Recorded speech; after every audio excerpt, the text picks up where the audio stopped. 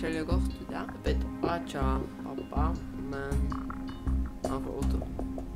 Det slapp vekk, altså. Men ja, først du attrafisk og der. Ja. Så du får stor atter. Føler du kan den av at nytt, ja? Ja.